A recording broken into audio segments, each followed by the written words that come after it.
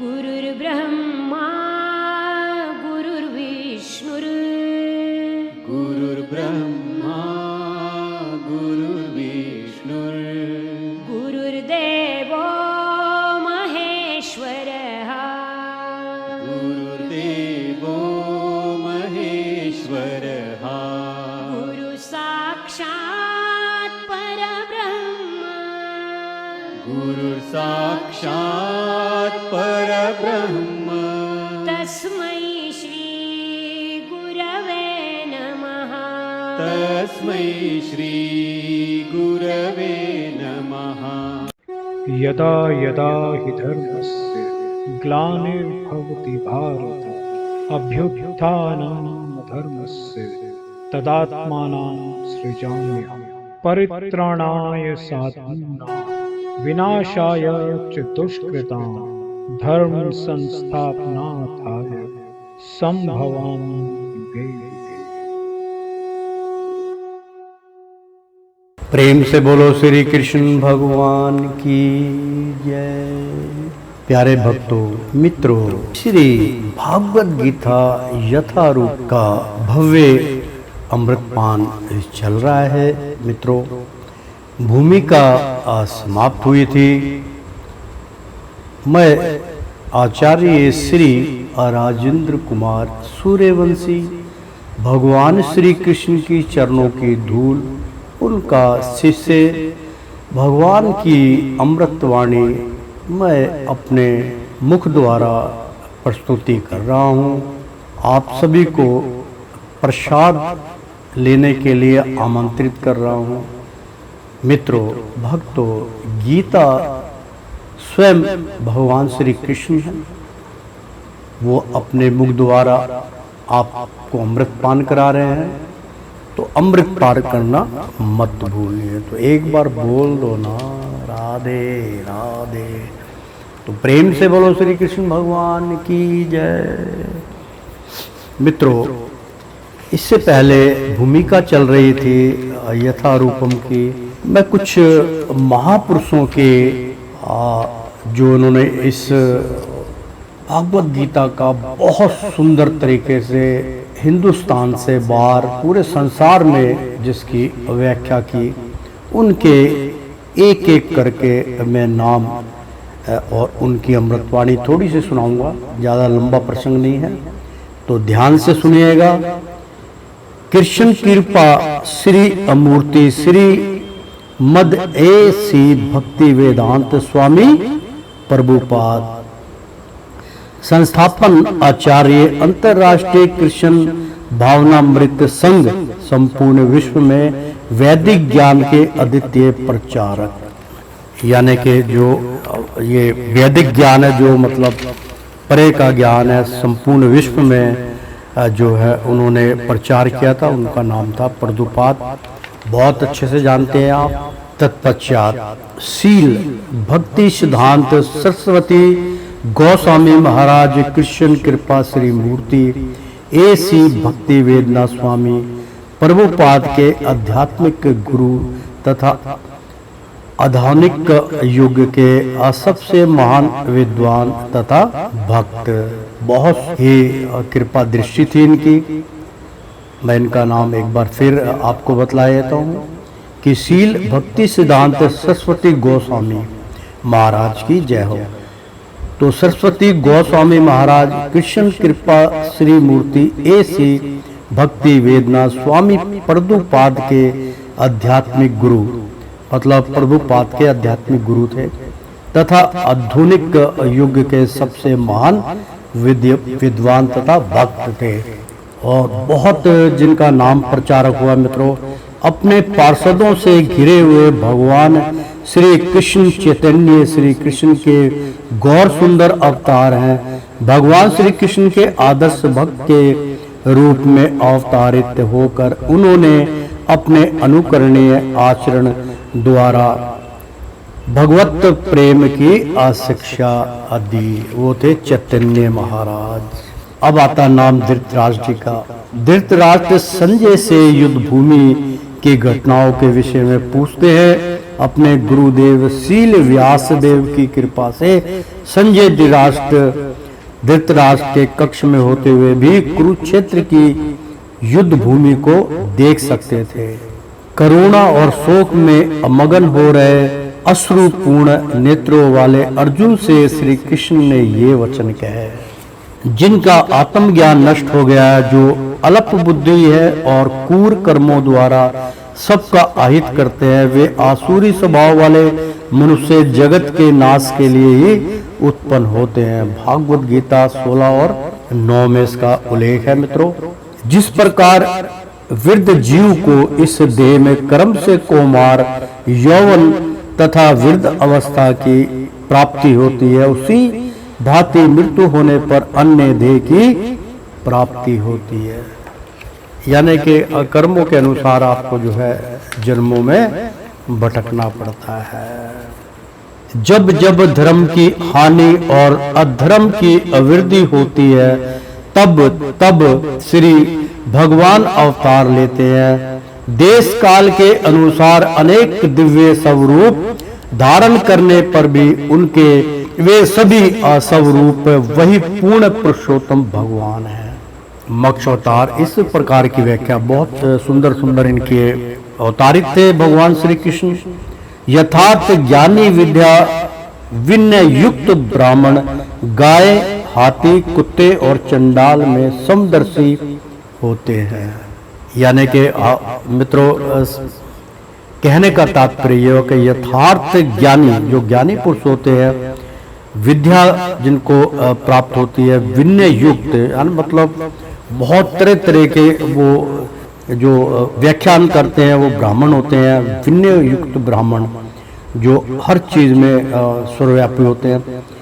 और गाय, हाथी, गाय भी सर्वश्रेष्ठ मानेगी, हाथी गणेश जी की सवारी मानेगी, उसकी पूजा होती है, गाय की भी पूजा होती है।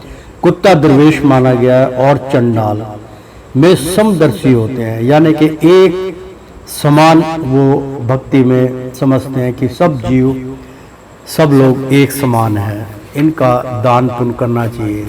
अपने हृदय में विराजमान श्री भगवान का ध्यान करना तथा उन्हें ही अपने जीवन का लक्ष्य बना लेना योग की पूर्णता है। प्राकृत देह, रथ, 5 इंद्रियों, जीवा, नेत्र, कर्ण, नासिका तथा त्वचा, 5 घोड़े, मन, रास, लगाम, बुद्धि, सारथी तथा जीवात्मा रथ में बैठा हुआ यात्री है। इस प्रकार मन और इंद्रियों के संग में आत्मा सुख दुख भोगता है। बहुत सुंदर है। इसकी कई बारी आपने व्याख्या भी सुनी होगी कि किस प्रकार से हमारा शरीर संचालन होता है, क्यों चलता है, कैसे चलता है, उसको चलाने वाला कौन है। मित्रों, इसमें साफ स्पष्ट लिखा हुआ है प्राकृत, यानी कि प्रकृति जो है, जो कुदरत की तरफ से जो इसमें उल्लेख है, वो कह रहे हैं कि प्राकृत देह रथ, यानी कि हमारा जो शरीर है वो रथ के समान है। 5 इंद्रियां, जीवा, नेत्र, कर्ण, नासिका तथा त्वचा, यानी कि ये ज्ञान इंद्रियां हैं जिनको स्पर्श करने से हमें महसूस होता है। जब तक हम उसका सेवन नहीं करेंगे, जैसे जीवा है, जब तक हम कोई चीज़ खाएंगे नहीं, उसका स्वाद हमें नहीं पता चलेगा। इसलिए जीवा का स्पर्श करते हैं तो ये ज्ञान इंद्रियों में आता है। नेत्र, आंखों से अनुभव करना, देखना। हम आंखों से कोई काम नहीं ले सकते, सिर्फ देख सकते हैं, लिख सकते हैं, पढ़ सकते हैं, दुनिया को ज्ञान दे सकते हैं, जा सकते हैं, यानी कि नेत्र द्वारा आगे रास्ता मार्ग मिलता है। तो कर्ण, नासिका तथा त्वचा। कर्ण यानी कि कान, ये भी सुनने के काम में आएंगे और कान से कोई काम नहीं ले जाएगा, सिर्फ वाणी सुनिए, अच्छी वाणी सुनिए। कर्ण, नासिका, नाक, अच्छा स्वास्थ्य, खुशबू लेके ही पता चलता है कि यहाँ पे किस प्रकार का वातावरण है, बदबू और सेंट या खुशबू का हमें इसी से पता चलता है। त्वचा, जो हमारे शरीर की त्वचा है, खाली त्वचा से आप कोई काम नहीं ले सकते, स्पर्श करके पता चलता है ये त्वचा है। 5 घोड़े मन, रास, लगाम, बुद्धि, सारथी तथा जीव आत्मा, यानी कि जो आत्मा है, जो स्वयं मतलब जो है परमात्मा का प्रतिबिंब, परमात्मा क्या दिव्य ज्योति, उसकी यहाँ बात हो रही है कि बुद्धि के अनुसार ही हमें सब कुछ प्राप्त होता है। मन, रास जिससे हम कार्य करते हैं, लगाम जिससे पकड़ रखा है, बुद्धि से हम संचालन करते हैं, चलाते हैं उसको, सारथी जो उसको चलाने वाला, हाँकने वाला बुद्धि है, और तथा जीव आत्मा रथ में बैठा हुआ यात्री है, यानी कि उसको जहाँ ले जाओगे वो वहाँ चल देगा। तो इसका मतलब ये हुआ कि मन का वशीकरण बहुत महत्वपूर्ण है, उसके लिए भी आपको पहले भी बतलाया, आगे भी बतलाएंगे।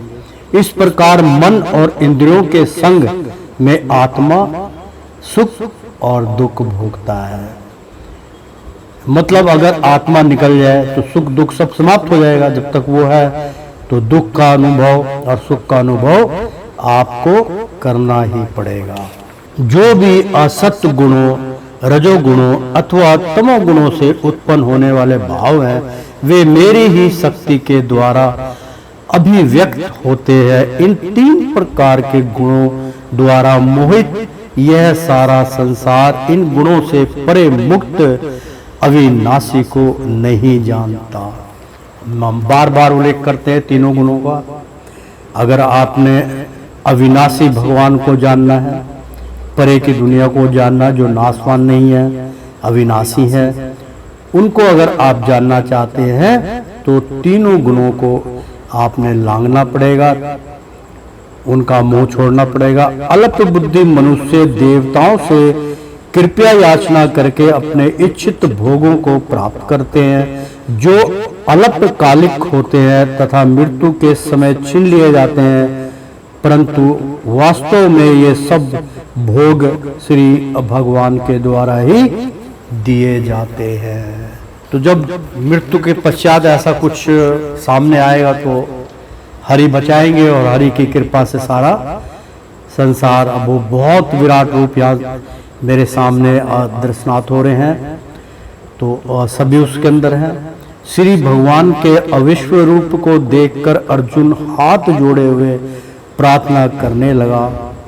मित्रों, यहाँ एक बहुत सुंदर प्रवचन है, थोड़ा सा मैं आपको इससे अवगत करा दूं। मेरे को बार बार इसलिए कहना पड़ रहा है कि ये सब अनुभूति मैंने स्वयं अनुभव की है, इसलिए मेरे को बार बार इसका उल्लेख करना पड़ता, बोलना पड़ता है। मित्रों, हमारी पुस्तक अगले साल हमारी जो उसका विमोचन हो जाएगा, मार्केट में वो पुस्तक आ जाएगी, अवेलेबल हो जाएगी। उसका नाम मैंने पहले ही बतलाया है कि भूखे पेट भजन ना हो गोपाला। मित्रों, ये बहुत सुंदर प्रसंग है, इसका मायने निकालना बहुत दुर्लभ है, क्योंकि इसकी डेफिनेशन तो बहुत छोटा सा अल्फाज है डेफिनेशन का, कि भाई इसका डेफिनेशन है ज्ञान देना, ये देना, जो मर्जी करो। वो वास्तव में इसका जो अर्थ है, भाव है, वो हम उस किताब के माध्यम से आप तक पहुंचाएंगे। उसमें मुझे किस प्रकार से विराट रूप के दर्शन हुए थे। मित्रों, भक्तों, आप भी कर सकते हो, लेकिन कितनी कठिनाइयों का सामना, क्योंकि बहुत कम ऐसे ज्ञानी महापुरुष हैं जिन्होंने ऐसी व्याख्या की है कि पहुंचने के लिए क्या क्या आपको करना पड़ेगा। मतलब ग्रंथ ही सर्वश्रेष्ठ नहीं है, ग्रंथ के साथ गुरु, गुरु के साथ ज्ञान, ये सब चीजों की आवश्यकता आपको पड़ेगी, तत्पश्चात ही आप वहां पहुंच सकते हैं। अप्रकृत तथा प्राकृत जगत में सभी महान शक्ति, क्रांति, वैभव तथा उत्कृष्टता से युक्त अद्भुत वस्तुएं भगवान श्री कृष्ण की दिव्य शक्ति एवं ऐश्वर्य का अंश प्रकाश है। सब कारणों के परम कारण तथा प्रत्येक वस्तु के आधार एवं सारथता होने के कारण श्री कृष्ण सभी प्राणियों के आराध्य है। मतलब कण कण के अंदर उन्हीं का ही वास है। कई बारी क्या होता है कि हमें मार्ग के लिए कई जीव जिस प्रकार से जीव की हत्या होती है इसी प्रकार से वृक्ष की भी हत्या है। जब वो हरा भरा होता है वृक्ष और उसके ऊपर जो है आरा चलाया जाता है या उसको काटा जाता है या जगह से रोपण करने, वो एक अलग चीज होती है, लेकिन उसको काट के एक तरफ किया तो वृक्ष के अंदर भी प्राण होते हैं। तो मित्रों, वृक्ष को बचाइएगा, किसी भी तरीके से उसका हनन नहीं होना चाहिए। तो नित्य नियंत्रण मुझ में मन वाला हो और मेरा भक्त हो, मेरे पूजन कर और मुझे ही प्रणाम कर, इस प्रकार तू मुझको ही प्राप्त होगा, यह मैं तुझसे सत्य प्रतिज्ञा करता हूँ। और ये हरि महाराज स्वयं कह रहे हैं मित्रों, प्रेम से बोलो श्री कृष्ण भगवान की जय। स्वयं कह रहे हैं कि अनित्य नियंत्रण मतलब प्रतिदिन नित्य निरंतर मुझ में मन वाला हो, मतलब आपका जो चित्त है, आपका मन है भगवान श्री हरि कृष्ण में ही, मित्रता प्रेम सब कुछ उन्हीं में निछावर हो, और मेरा भक्त हो मतलब भगवान श्री कृष्ण का ही भक्त हो, मेरा पूजन कर और मुझे ही प्रणाम कर, मतलब भगवान श्री कृष्ण की पूजा करके और उनका ही प्रणाम करो, इस प्रकार तू मुझको ही प्राप्त होगा।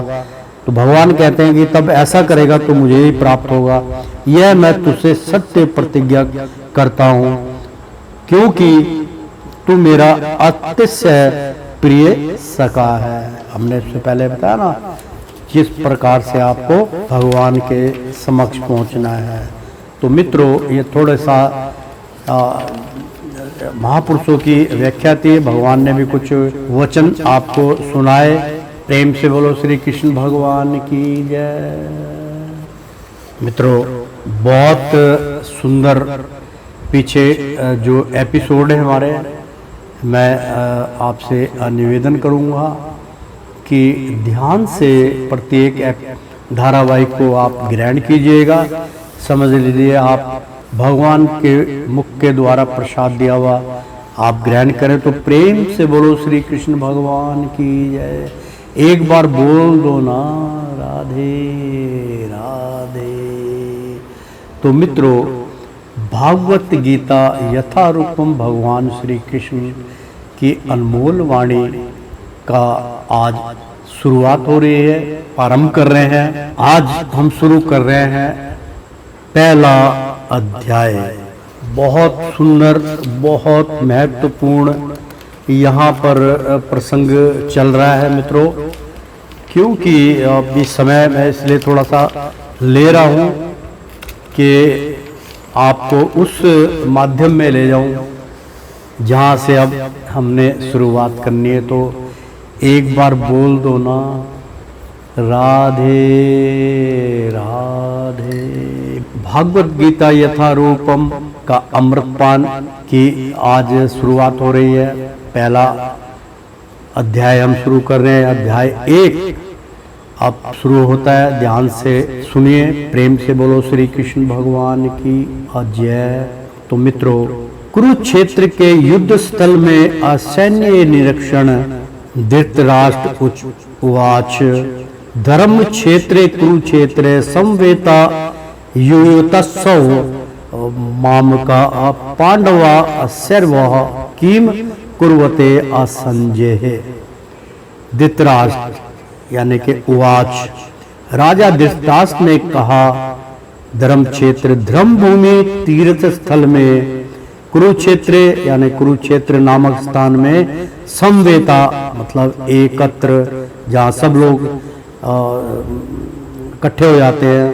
तो संवेता एकत्र, युवेत सव यानी कि युद्ध करने की इच्छा से, माम का मेरे पक्ष यानी कि अपने पक्ष में, पुत्रों यानी कि पांडवों के पुत्र ने चा तथा एवं निश्चय ही किम क्या अकुर्वत किया संजय हे संजय।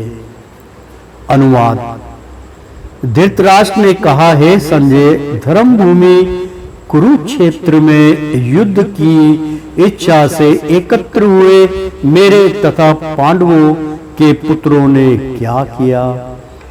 तात्पर्य, भागवत गीता एक बहुपठित आसिक विधा है जो गीता महात्म्य में सार रूप में दी हुई है, इसमें यह उल्लेख है कि मनुष्य को चाहिए कि वह श्री कृष्ण के भक्त की सहायता से छानबीन करके भागवत गीता का अध्ययन करे और अस्थाप स्वार्थ प्रेत व्याख्याओं के बिना उसे समझने का प्रयास करे, मतलब अपने स्वार्थ से प्रेरित ना हो और व्याख्याओं में ना जाके बिना उसे समझने का प्रयास करे कि इसको पाके मुझे हवाई जहाज मिल जाएगा या मैं धन की इच्छा से भागवत को ग्रहण करूं। बिल्कुल नहीं, सिर्फ मोक्ष और मुक्ति का मार्ग ज्ञान प्राप्त करने के लिए प्रभु से जुड़िए और ऐसा आनंद आपको आएगा। जब हम आपको बतलाएंगे जब हम कैसे जुड़े थे, तो हमारी अपनी किताब के अंदर आपको पता चलेगा कि जब जुड़ जाता है, जब भगवान अपना शिष्य मान लेते हैं, तब वो क्या क्या देते हैं, उसकी संपूर्ण व्याख्या भूखे पेट भजन न होगा पाला में आपको सहज ही प्राप्त होगी। तो प्रेम से बोलो श्री कृष्ण भगवान की जय। तो प्रयास करे। अर्जुन ने जिस रूप में गीता को साक्षात भगवान कृष्ण से सुना और उसका उपदेश ग्रहण किया, उसी रूप में भागवत गीता साक्षात स्पष्ट ज्ञान का उदाहरण है। यदि उसी गुरु परंपरा से निजी स्वार्थ से प्रेरित हुए बिना किसी को भागवत गीता समझने का सौभाग्य प्राप्त हो, तो वह समस्त वैदिक ज्ञान तथा विश्व के असमासत शास्त्रों के अध्ययन को मात कर देता है। पाठक को भागवत गीता में न केवल अन्य शास्त्रों की सारी बातें मिलेगी, आपूर्ति ऐसी बातें भी मिलेंगी जो अयंत्र कही गई हो, यानी कि अत्यंत उपलब्ध नहीं है। बहुत सुंदर इसमें वो चल रहा है मित्रों कि अयंत्र कहीं उपलब्ध नहीं है। यही गीता का विशिष्ट मानदंड है। स्वयं भगवान श्री कृष्ण के द्वारा साक्षात उच्चारित होने के कारण यह पूर्ण आस्तिक विज्ञान है। महाभारत में वर्णित धृतराष्ट्र तथा संजय की वार्ताएं इस महान दर्शन के मूल सिद्धांत का कार्य करती हैं। माना जाता है कि इस दर्शन की अवतरणा कुरुक्षेत्र के युद्ध स्थल में हुई, जो वैदिक युग से पवित्र तीर्थ स्थल रहा है। इसका प्रवचन भगवान द्वारा मानव जाति के पथ प्रदर्शन हेतु तब किया गया जब वे इस लोक में स्वयं उपस्थित थे। जय श्री कृष्णा। धर्म क्षेत्र शब्द सार्थक है। बहुत सुंदर वाक्य चल रहा है मित्रों। धर्म क्षेत्र क्या है उसके बारे में। धर्म क्षेत्र शब्द सार्थक है क्योंकि कुरुक्षेत्र के युद्ध स्थल में अर्जुन के पक्ष में श्री भगवान स्वयं उपस्थित थे, इसलिए ये आज कुरुक्षेत्र जो है ये सार्थक है। ये मतलब एक सच्चा स्थान है। तो भगवान स्वयं उपस्थित थे। कुरुओं के पिता धृतराष्ट्र अपने पुत्रों की विजय की संभावना के विषय में अत्यधिक संदिग्ध थे। अतः इसी संदेह के कारण उसने अपने सचिव से पूछा। उन्होंने क्या किया? वह आश्वस्त था कि उसके पुत्र तथा उसके छोटे भाई पांडु के पुत्र कुरुक्षेत्र की युद्ध भूमि में निर्णयात्मक संग्राम के लिए एकत्र हुए हैं। फिर भी उसकी जिज्ञासा सार्थक है। वह नहीं चाहता था कि भाइयों में कोई समझौता हो।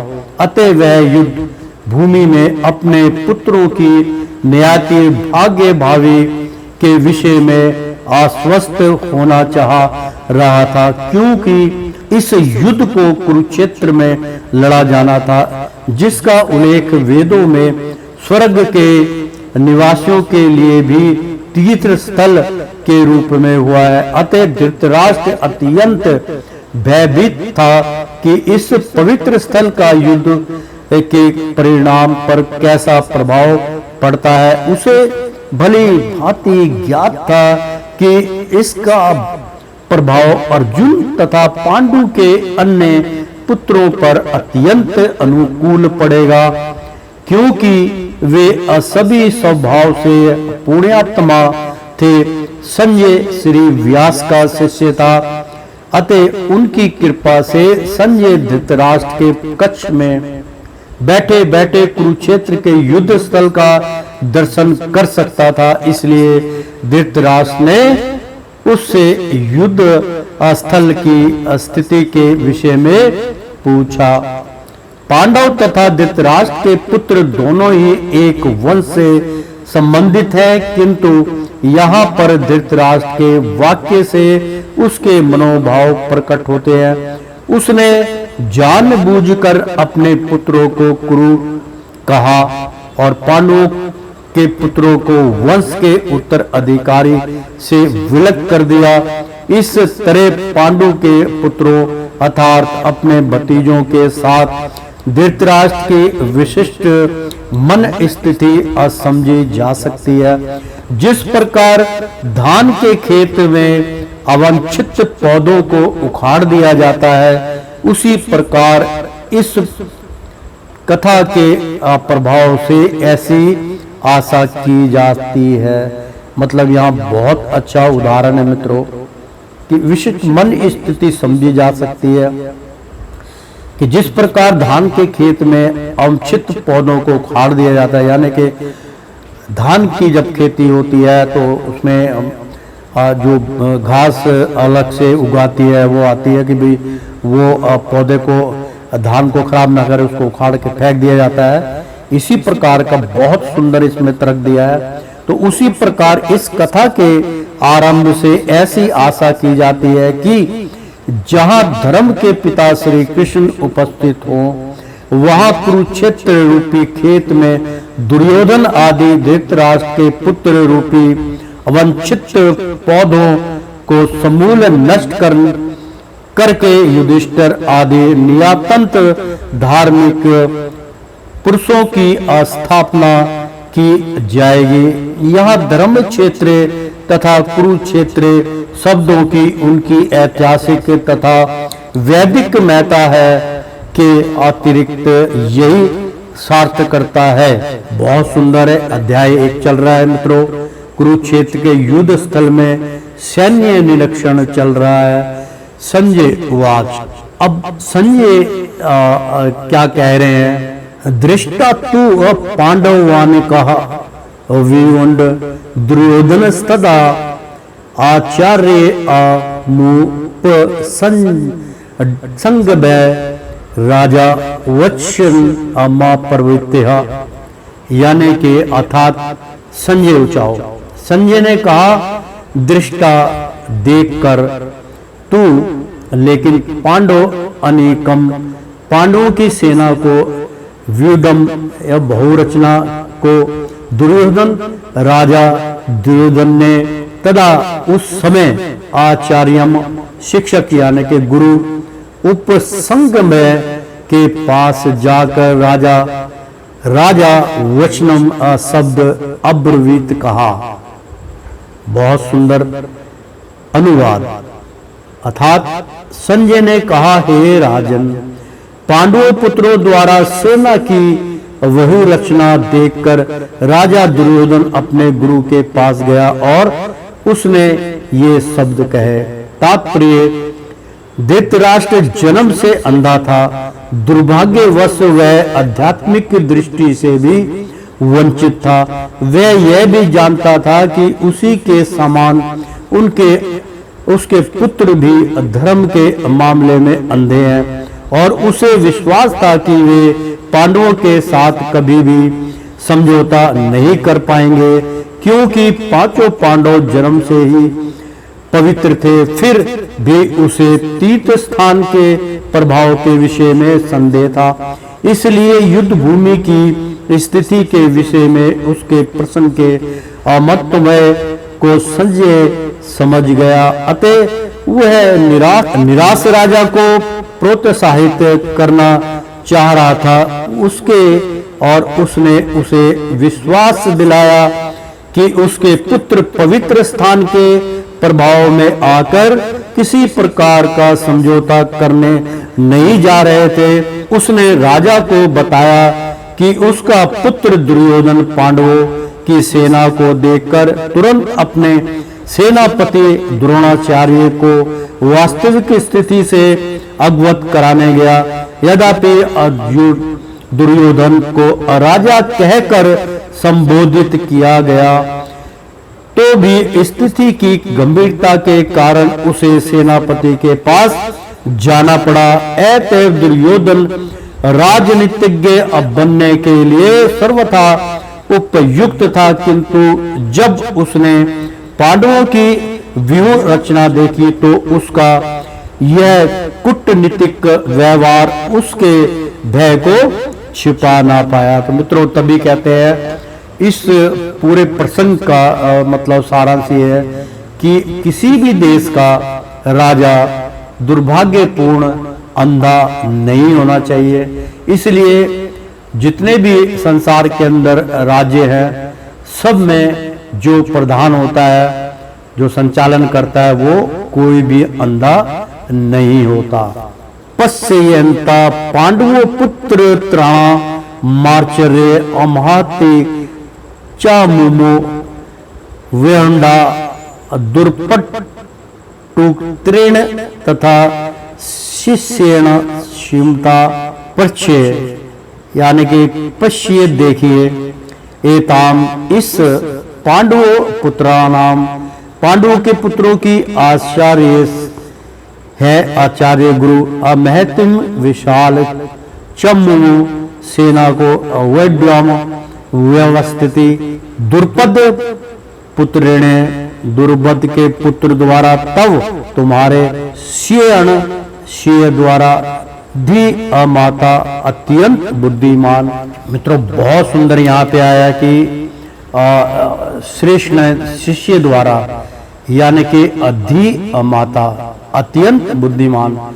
आपको श्लोक में आता है, बहुत सुंदर इसके अंदर है, जो जो भगवान ने श्रीमद् भागवत के अंदर 12 स्कंदों में नारद जी ने जो है ध्रुव को, जो 5 साल की अवस्था में था, ध्रुव को ज्ञान प्रदान किया था, नामदान की दीक्षा दी थी। मैंने बार बार उल्लेख किया कि वो नामदान है कि ओम नमो भगवते वासुदेवाय। संपूर्ण जो इसका जो मतलब कामो अर्थ है, संपूर्ण अर्थ उसका ये है, ये बीच में शॉर्ट में है। ओम, बहुत सुंदर, ओम भगवते वासुदेवाय धीमहि तनो कृष्णाय प्रचोदयात्। वही यहाँ पे प्रसंग आया, धीमहि मतलब धी माता, मतलब जो अत्यंत बुद्धिमान होता है। ये शब्द यहाँ पे इसका उच्चारण किया गया। तो प्रेम से बोलो श्री कृष्ण भगवान की है।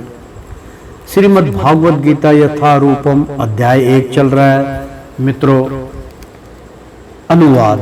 हे आचार्य, पांडव पुत्रों की विशाल सेना को देखे, जिसे आपके बुद्धिमान शिष्य द्रुपद के पुत्र ने इतने कौशल से व्यवस्थित किया है।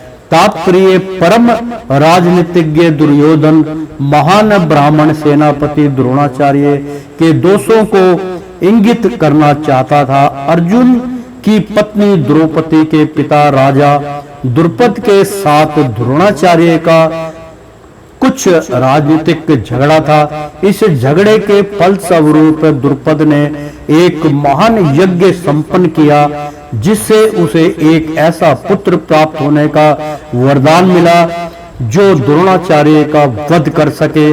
द्रोणाचार्य इसे भली भांति जानता था, किंतु जब द्रुपद का पुत्र धृष्टद्युम्न युद्ध शिक्षा के लिए उसको सौंपा गया तो द्रोणाचार्य को उसे अपने सारे सैनिक रहस्य प्रदान करने में कोई झिझक नहीं हुई।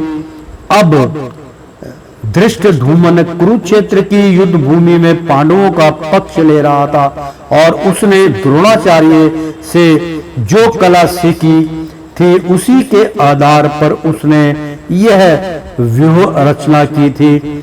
दुर्योधन ने द्रोणाचार्य की इस दुर्बलता की ओर इंगित किया, जिससे वह युद्ध में संजग रहे और समझौता ना करे। इसके द्वारा वह द्रोणाचार्यों को यह भी बताना चाह रहा था कि वह अपने प्रिय शिष्य पांडवों के प्रति युद्ध में उदारता ना दिखा बैठे। विशेष रूप से अर्जुन उसका अत्यंत प्रिय एवं तेजस्वी शिष्य था। दुर्योधन ने यह भी चेतावनी दी कि युद्ध में इस प्रकार की उदारता से हार हो सकती है। तो प्रेम से बोलो श्री कृष्ण भगवान की जय। बहुत मित्रों और सुंदर इसमें प्रसंग चल रहा है।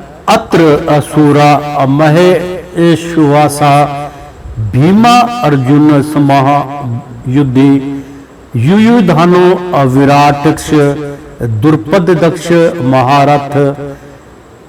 अत्र यानी कि यहाँ सूरा वीर, जैसे सूरवीर बोलते हैं, सूरा यानी कि वीर, महाइशु आशा महाधनुधर, भीम अर्जुन यानी कि भीम तथा अर्जुन, समा यानी कि एक के समान, युद्धि मतलब युद्ध में, युद्धधान युयुधान, विराट यानी कि विराट, चा भी दुर्पद चा अभी, महारथ महान योद्धा जो सब में महारत हासिल किया हो। तो अनुवाद यानी कि तात्पर्य अनुवाद ये है, इस सेना में भीम तथा अर्जुन के समान युद्ध करने वाले अनेक वीर धनुर्धर हैं, यथा महारथी युयुधान, विराट तथा द्रुपद। तात्पर्य यद्यपि युद्ध कला में द्रोणाचार्य की महान शक्ति के समक्ष धृतराष्ट्र महत्वपूर्ण बाधक नहीं था, किंतु ऐसा अनेक योद्धा थे जिसमें भय था, जिसमें बहुत ज्यादा वो डर घुसा हुआ था, जिनसे भय लगता था। दुर्योधन उन्हें विजय पथ में अत्यंत बाधक बताता है, क्योंकि इनमें से प्रत्येक योद्धा भीम तथा अर्जुन के समान दुर्जय था। उसे भीम तथा अर्जुन के बल का ज्ञान था, इसलिए वह अन्यों की तुलना इस दोनों से करता है। अध्याय 1 कुरुक्षेत्र के युद्ध स्थल में सैन्य निरीक्षण चल रहा है मित्रों। दृष्ट केतु आश्रय कितान काशी राजश्रय वीर्यवान पुरुजित कुंती अभोज सैबचख नरपुंड धृतकेत यानी कि धृतकेतु, चेकितान यानी कि चेकिस्तान, काशीराज चा अभी, वीर्यवान अत्यंत शक्तिशाली, पुरोजित कुंती भोज चा तथा सैव्य चा तथा नर पांडव और मानव समाज में वीर। अनुवाद इनके साथ ही धृष्ट केतु यानी कि धृष्ट केतु, चेकितान, कसीराज, पुरोजित, कुंती भोज तथा सैव्य जैसे महान शक्तिशाली योद्धा भी हैं। युधामन अस्रा विक्रांत उत्तमौजा स वीर्यवान संबोध्रो द्रोदेहाक्ष श्रव एवं महारथा। युधामनु यानी कि युधामनु चा तथा विक्रांत पराक्रमी, उत्तमौजा चा तथा वीर्यवान अत्यंत शक्तिशाली,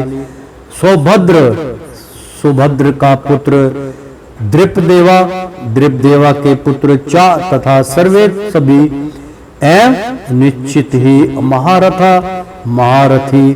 अनुवाद प्राक्रमिक युधामनु अत्यंत शक्तिशाली, उत्तमौजा सुभद्रा का पुत्र तथा द्रौपदी के पुत्र सभी ये महारथी हैं।